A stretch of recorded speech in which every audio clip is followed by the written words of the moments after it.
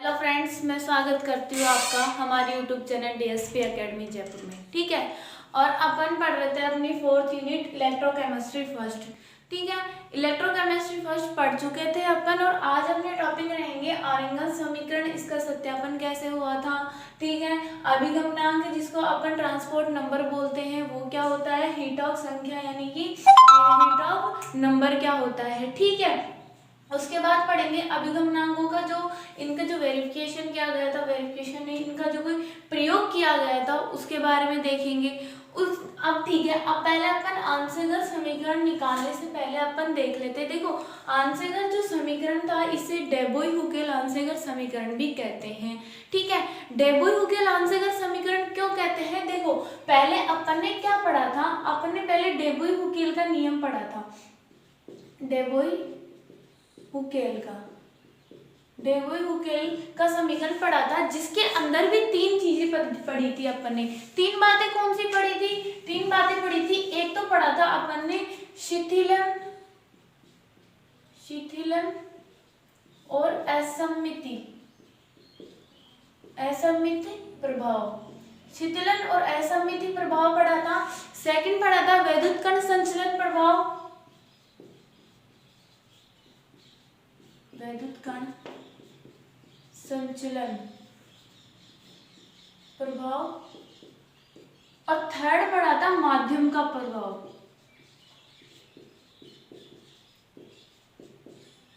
ठीक है, अब देखो ये जो चीजें है ना, आंसर का जो समीकरण है वो डेबोई-हुकेल समीकरण से क्या करता है, संबंधित है, क्यों, इसलिए इसे डेबोई-हुकेल आंसर समीकरण भी कहते हैं। देखो क्या हुआ था, अपन ने शिथिलन असम्मिति प्रभाव पढ़ा था। शिथिलन असम्मिति प्रभाव ये कहता था कि बहुत सारे जो धनायन होते हैं वो ऋणायन से घिरे हुए होते हैं और जो ऋणायन होते हैं वो बहुत सारे धनायनों से घिरे हुए होते हैं। यहाँ तक बात क्लियर थी। वहीं पे अगर अपन विद्युत क्षेत्र का प्रयोग करते हैं तो कैथोड की तरफ सारे धनायन चले जाते हैं और एनोड की तरफ सारे ऋणायन चले जाते हैं। यहाँ तक बात क्लियर थी।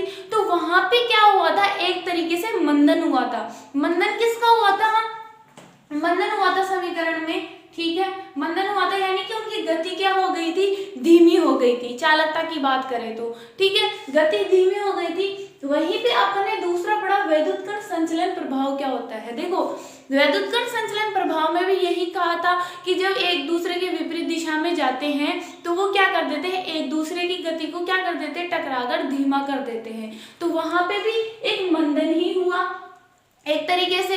ठीक है, यहाँ तक बात क्लियर है।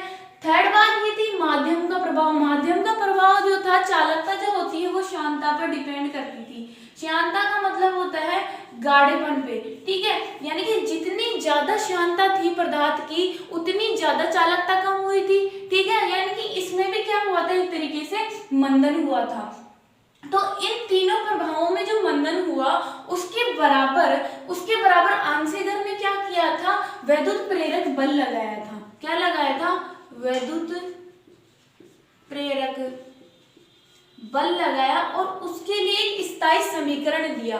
क्या बोल रही हूं मैं, इन तीनों प्रभाव ऐसे लिखेंगे कि इस समीकरण के अनुसार शिथिलन प्रभाव, वैद्युत कण संचलन प्रभाव और माध्यम के तीनों प्रभावों को मिलाकर उनके मंदन के बराबर, उनका मंदन करके उनके बराबर वैद्युत प्रेरक बल लगाया गया, जिसे क्या कहते हैं, आंसेगर समीकरण कहते हैं। अब देखो आंसेगर समीकरण निकालना है। ठीक है, आंसेगर या डेबोई-हुकेल आंसेगर समीकरण निकालना है तो उसके लिए क्या करेंगे, देखो माध्यम के प्रभाव में डेल्टा वी क्या होता था, डेल्टा वी होता है अपने पास चालकता पर तनुता का प्रभाव। चालकता पर तनुता का प्रभाव पढ़ा था पिछले लेक्चर्स में। ठीक है, वो था इजिकल टू लैम्डा इनफाइनाइट। ये क्या थी, अनंत तनुता पर मोलर चालकता और तुल्यांक की चालकता थी। ठीक है, माइनस के अंडर रूट सी। के क्या है यहाँ पे, के यहाँ पे परावैद्युतांक स्थिरांक होता है और सी क्या है यहाँ पे, सांद्रता है। ठीक है, अभी क्या है, माध्यम का प्रभाव है। ठीक है, कुछ नहीं करना, यहाँ पे जो के है उसकी जगह हम इन्होंने क्या लिया था, आंसेगर समीकरण में ए और बी ले लिया था। ए और बी यानी कि lambda V is equal to lambda infinite A plus B A plus B under root C ले लिया, A plus B under root C ले लिया। ए और बी क्या है, ये भी यहाँ पे एक पैरावैद्युतांक स्थिरांक बोल सकते हैं इनको, वही है। तो यहाँ पे कुछ नहीं करना, ए की जगह ए का मान रखना है और बी की जगह बी का मान रख दिया था आंसर समीकरण में, ठीक है। Delta v is equal to delta infinite minus A का मान क्या दे रखा है 82.48 अपॉन डी। टी क्या है यहाँ पे, परमताप है हाफ, एन क्या है, एन यहाँ पे श्यानता है, ठीक है। 8.20 इंटू 10 की घात 5 अपॉन डी टी। यही क्या था, आंसेगर समीकरण दिया था। आंसेगर डेबोय-हुकेल समीकरण बोल सकते हैं इसको, आंसेगर डेबोय-हुकेल इक्वेशन बोलते हैं अपन इसको, ठीक है। यहाँ पर बात करते हैं किसकी, ये जो ए और बी स्थिरांक है ये क्या होता है, इसके टेम्परेचर पे और प्रकृति के ऊपर निर्भर करता है, इसलिए ए और बी लिया गया था। यहाँ तक बात समझ में आ गई। सेकंड बात यहाँ पे क्या है, डी क्या है, डी और ये जो एन है ये यहाँ पे क्या है, श्यानता या फिर पैरावैद्युतांक स्थिरांक है, ठीक है। बात करते हैं किसकी, टी की। टी यहाँ पे टेम्परेचर है, सी सांद्रता है, ठीक है। यहाँ तक बात क्लियर है। ये वही है अनंत अनुता पर मोलर चालकता और तुल्यांकी चालकता, और ये है डेल्टा वी। लैम्डा इनफाइनाइट यानी कि लैम्डा इनफाइनाइट क्या था, वही था चालकता पर तनुता का प्रभाव। ये अपना आ गया आंसेगर समीकरण। अगर अपन इसकी सत्यापन की बात करें, वेरिफिकेशन की बात करें, तो सत्यापन के अंदर क्या था, ग्राफ दिया गया था, ठीक है। ग्राफ दिया गया था, यानी कि अगर यहाँ पे अपन डेल्टा जो लैम्डा जो इनफाइनाइट रहेगा, लैम्डा इनफाइनाइट यानी कि अनंत तनुता पर मोलर चालकता है, उसको इन्होंने क्या किया था, स्थायी किया था। अगर जब इन्होंने उसको स्थायी किया था तो इनके पास एक सरल रेखा प्राप्त हुई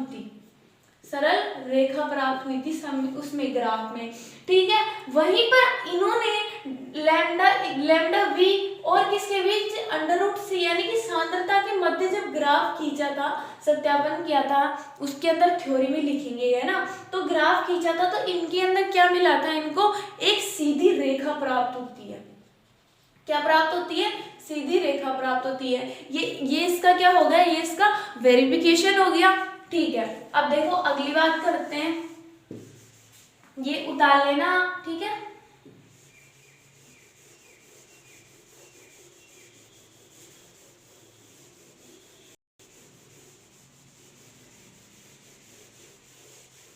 अब देखो आंसेगर समीकरण हो गया, आंसेगर समीकरण या डेबोय-हुकेल समीकरण अपना क्लियर हो गया।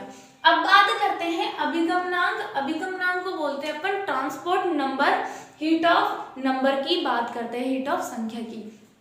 अब देखो अभिगमनांक क्या होता है, देखो कोई विद्युत धारा है, ठीक है, किसी विद्युत धारा का भाग है ना, वो कोई आयन लेके जा रहा है, किसी विद्युत धारा का वह भाग जो किसी आयन द्वारा ले जाया जाता है वो क्या कहलाता है, उसका हीट ऑफ नंबर या ट्रांसपोर्ट नंबर कहलाता है। सीधी सी बात है। देखो धारा है, चालकता होती है, चालकता किस पर निर्भर करती है, चालकता टेम्परेचर पर निर्भर करेगी, वेग पर निर्भर करेगी, आयनों की संख्या पर निर्भर करेगी। क्या बोल रही हूँ मैं, जो चालकता है वो किस पर निर्भर करेगी, आयनों की संख्या पर, वेग पर निर्भर करेगी, और किस पर निर्भर करेगी, ताप पर निर्भर करेगी, ठीक है। अब देखो बात क्या है, अभिगमनांक की परिभाषा क्या है, अभिगमनांक की डेफिनेशन ये कहती है कि विद्युत धारा का वह भाग जो किसी आयन के द्वारा ले जाया जाता है। ये पूरी विद्युत धारा का कोई भाग है, विद्युत धारा है, इसका कोई भाग है जो किसी आयन के द्वारा ले जाया जा रहा है। अब वो क्या है, आयन के द्वारा ले जाया जा रहा है, तो ये क्या होगी, चाल के क्या होगी, समानुपाती होगी धारा, चाल के क्या होगी, समानुपाती होगी।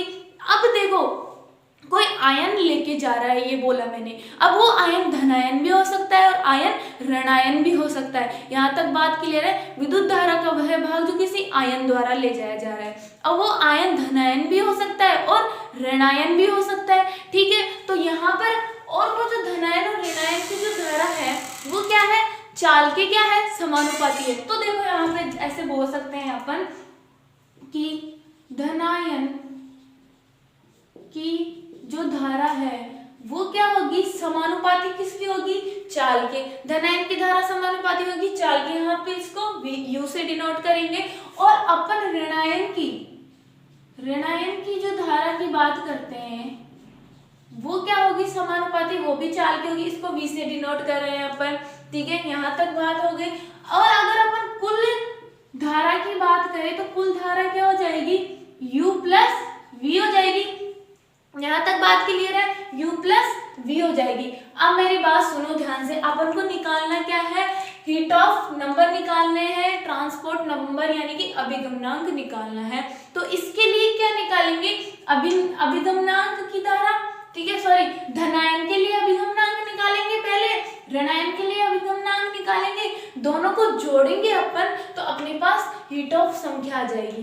ठीक है, देखो ऐसे लिख सकते हैं अपन, धनायन का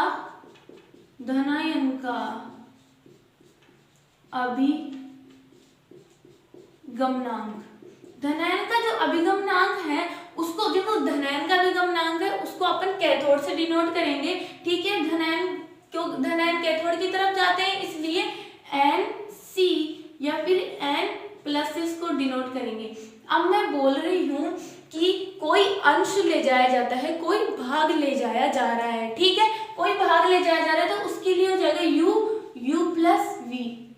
ये कोई अंश है विद्युत धारा का जो क्या लेके जा रहा है, कोई धनायन लेके जा रहा है। ठीक है, यहाँ तक बात क्लियर हो गई, धनायन के लिए U था इस वजह से। अब बात करते हैं ऋणायन का अभिगमनांक। अब ऋणायन के लिए क्या जाएगा, एनोड आ जाएगा तो N minus is equal to V U plus V। ये समीकरण नंबर 1 दे देंगे अपन, इसको बोल देंगे समीकरण नंबर 2। ठीक है, कुल अभिगमनांक निकालेंगे, कैसे निकालेंगे, कुल अभिगमनांक, इसको उतारना फिर इसको उतारना, फिर अपन को निकालना है कुल अभिगमनांक। यहाँ लिख देती हूँ मैं, कुल अभिगमनांक। अब देखो कुल अभिगमनांक पहले ये और ये यानी कि NC plus NA is equal to ये और ये यानी कि U plus V plus V U plus V।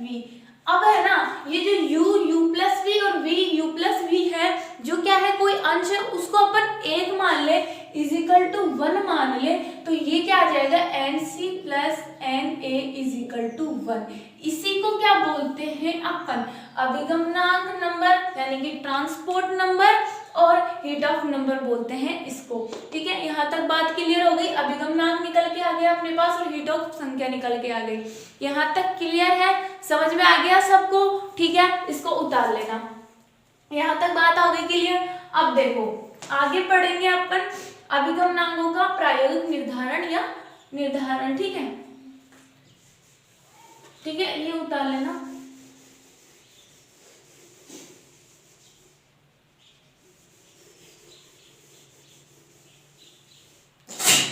Sorry, ठीक है। अब देखो अभिगमनांकों का प्रायोगिक निर्धारण किया था यानी कि प्रयोग किया था, तो उन्होंने 2 विधि आई थी। एक तो आई अपने हीट ऑफ मेथड आया, ठीक है, मूविंग बाउंड्री मेथड आया यानी कि चल सीमा विधि आई। अब देखो ये थोड़ा लंबा चलेगा, ये चल सीमा विधि तो कल पढ़ेंगे अपन, लेकिन हीट ऑफ विधि अभी पढ़ेंगे। हीट ऑफ विधि थोड़ी लंबी रहेगी, ठीक है, लंबी रहेगी और समझने के लिए भी इसको थोड़ा वो लगेगा। तो क्या लेते हैं अपन, हीट ऑफ विधि। देखो जब प्रयोग किया गया, ठीक है, प्रयोग किया गया तो कोई विद्युत अपघट्य के जो एनोड होता है और कैथोड होता है उनके जो सांद्रता में परिवर्तन हुआ उसको बताया था हीट ऑफ विधि में। ठीक है, क्या बोल रही हूँ मैं, वापस सुन लो। जब प्रयोग किया गया तो एनोड व कैथोड पर सांद्रता परिवर्तन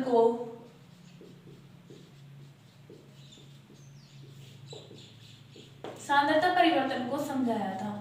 ठीक है,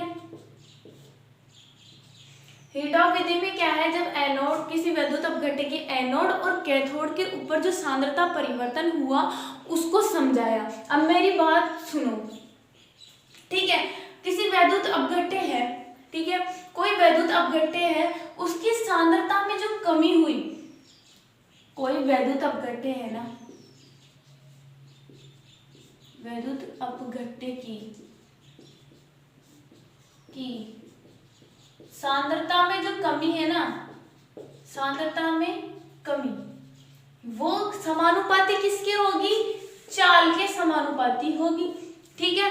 वही बात है, पहले वाली बात है, वही वैद्युत अपघट्य की सांद्रता में कमी समानुपाती होगी किसकी, चाल के समानुपाती होगी, ठीक है। यहाँ तक बात क्लियर है, ठीक है। अब वैद्युत अपघट्य की सांद्रता में कमी चाल के समानुपाती होगी। अब देखो वैद्युत अपघट्य के अंदर अपन किसकी बात कर रहे हैं, बात कर रहे हैं अपन एनोड की और कैथोड की। तो अपन क्या लिखेंगे, अपन लिखेंगे कि एनोड विभाग से वैद्युत अपघट्य की सांद्रता में कमी, क्या लिखेंगे अपन, एनोड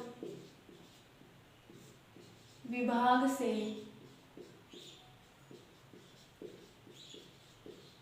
वैद्युत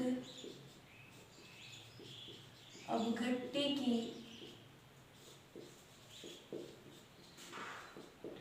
सांद्रता में कमी, सांद्रता में कमी या सांद्रण में कमी लिख लो, सांद्रण में कमी समानुपाती किसके होगी, चाल के, समीकरण नंबर 1, ठीक है। बात करते हैं कैथोड भाग की, तो कैथोड विभाग से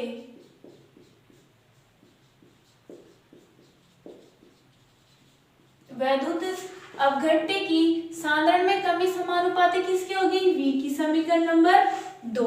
यहाँ तक बात क्लियर हो गई। क्या बोला मैंने, किसी वैद्युत अपघट्य की सांद्रण में जो कमी होती है वो चाल के समानुपाती होती है। तो अपन ने पहले एनोड विभाग से विद्युत अपघट्य की सांद्रण में कमी ले लिया, फिर लिया है अपन ने कैथोड विभाग से वैद्युत अपघट्य की सांद्रण में कमी V, ठीक है। अगर अपन क्या करें, दोनों विभागों से वैद्युत अपघट्य के सांद्रण में कमी देंगे, दोनों विभागों से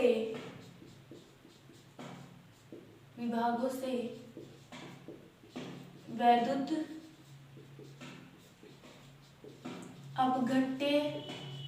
अपघट्य की सांद्रण में कमी समानुपाती U प्लस V। यहां तक बात क्लियर है, U प्लस V हो जाएगा। अब देखो अपन को क्या करना है, जो समीकरण 3 है, समीकरण 3 में अगर एक का भाग दूं मैं तो अपने पास ये आ जाएगा, और अगर इसके अंदर इसका भाग दूं मैं तो अपने पास ये आ जाएगा। देखो निकाल के देखते हैं, देखो पहले देखते हैं, देखो ऐसे लिखो, एनोड विभाग से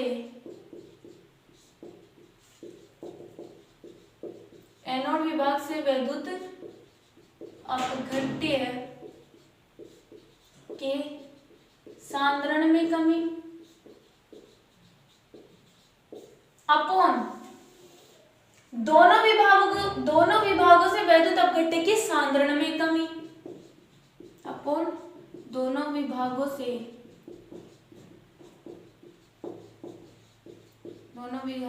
वैद्युत अपघट्य के सांद्रण में कमी, ठीक है। अब देखो एनोड विभाग से वैद्युत अपघट्य के सांद्रण में कमी क्या है, U है, ठीक है, ऐसे लिख लो U है, ठीक है। और दोनों विभागों से वैद्युत अपघट्य के सांद्रण में कमी क्या है, U प्लस V है, ठीक है। ये क्या है, U है, ये U प्लस V है। तो ये वाला जो समीकरण था अपने पास U प्लस V, वो क्या था अपने पास, ये था अपने पास धनायन का अभिगमनांक। धनायन का अभिगमनांक किससे दर्शाए थे, कैथोड से दर्शाए थे, ठीक है। तो ये अपने पास निकल के आ गया। वैसे ही इसका भाग इसमें दोगे तो अपने पास ये निकल के आ जाएगा, ठीक है। क्या बोला मैंने, ये क्या था, धनायन का अभिगमनांक। अब मेरी बात सुनो, धनायन का अभिगमनांक ले लिया, यहाँ पे जो C है ना, सांद्रता है ना, सांद्रता को किसके पदों में ले लेते हैं अपन, सांद्रता को अपन ग्राम तुल्यांक की संख्या के पदों में ले लेते हैं, यानी कि ऐसे लिखना, सांद्रता को ग्राम तुल्यांकी में लेने पर, जब मैं सांद्रता को ग्राम तुल्यांकी में लूंगी तो अपने पास बात क्या आ जाएगी, एनोड विभाग से वैद्युत अपघट्य के सांद्रण में कमी, एनोड विभाग से, ये एनसी तो हुआ ना पूरा, एनोड विभाग से वैद्युत अपघट्य के सांद्रण में कमी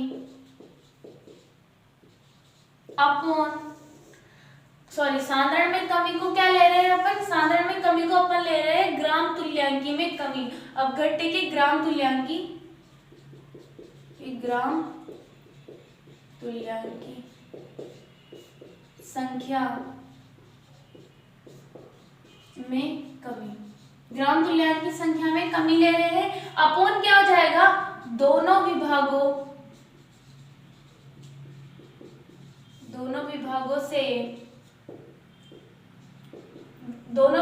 से वैद्युत अपघट्य के ग्राम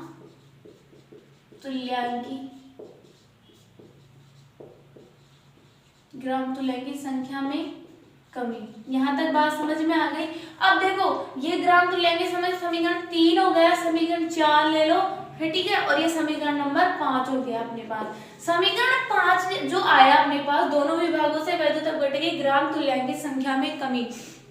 अब ये जो दोनों विभागों की जगह मैं एक इलेक्ट्रोड पर ले लूं तो क्या ले लूं मैं, दोनों विभागों की जगह अपन एक एक इलेक्ट्रोड के अंदर निकाले तो एक इलेक्ट्रोड के ग्राम तुल्यांकी संख्या में कमी लूं मैं, तो देखो इसको उतार लेना, ठीक है ना, ठीक है। अगर मैं क्या लूं,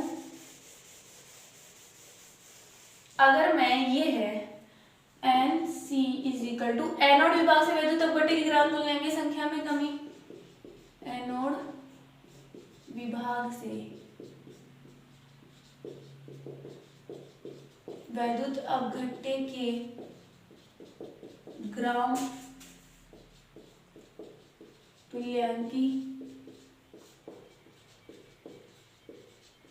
संख्या में कमी, अपॉन क्या है, दोनों विभागों से वैद्युत अपघट्य की ग्राम तुल्यांकी संख्या में कमी की जगह एक इलेक्ट्रोड पे ले ले तो एक इलेक्ट्रोड पे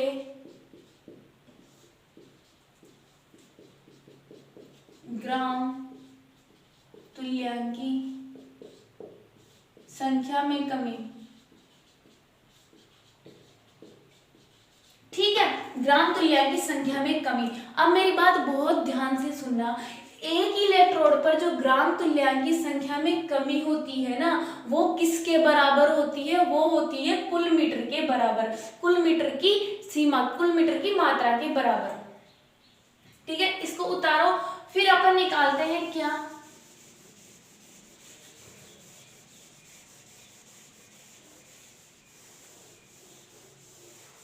ठीक है। देखो N जो C है, मैंने क्या कहा, एक इलेक्ट्रोड पर ग्राम तुल्यांकी संख्या में जो कमी होती है वो किसके बराबर होती है, कुल मीटर में जमा संख्या की बराबर, संख्या में कमी के बराबर होती है। क्या बोल रही हूँ मैं, वापस बोल रही हूँ, एक इलेक्ट्रोड पर ग्राम तुल्यांकी संख्या में कमी बराबर होती है किसके, कुल मीटर में जमा संख्या में कमी के। यानी कि अपना जो ये लास्ट समीकरण निकल के क्या आएगा, अपना जो लास्ट समीकरण वो निकल के आएगा, वो आएगा एनोड विभाग से वैद्युत अपघट्य के ग्राम तुल्यांकी संख्या में कमी, अपॉन क्या निकल के आएगा, एक इलेक्ट्रोड पर ग्राम तुल्यांक संख्या में जो कमी होती है वो क्या होती है? कुल मीटर में जमा संख्या की कमी इसके बराबर होती है। और यही क्या है अपना, यही अपना हिटॉफ जो मेथड था उसका लास्ट समीकरण निकल के आया था। यही क्या था? हिटॉफ मेथड का लास्ट समीकरण निकल के आया था। अब देखो इन्होंने कैथोड पर प्रयोग किए, एनोड पर प्रयोग किए, तो जहां पे कैथोड पर प्रयोग किए तो धनायन की संख्या ज्यादा हुई। ये कहाँ पे अभिक्रिया हुई, कहाँ पे अभिक्रिया नहीं हुई, इनके बारे में इन्होंने 3-4 प्रयोग किए थे। वो अपन कहाँ पढ़ेंगे? वो अपन पढ़ेंगे नेक्स्ट लेक्चर में। ठीक है, आज के लिए इतना ही, इसको लिख लेना। Thank you.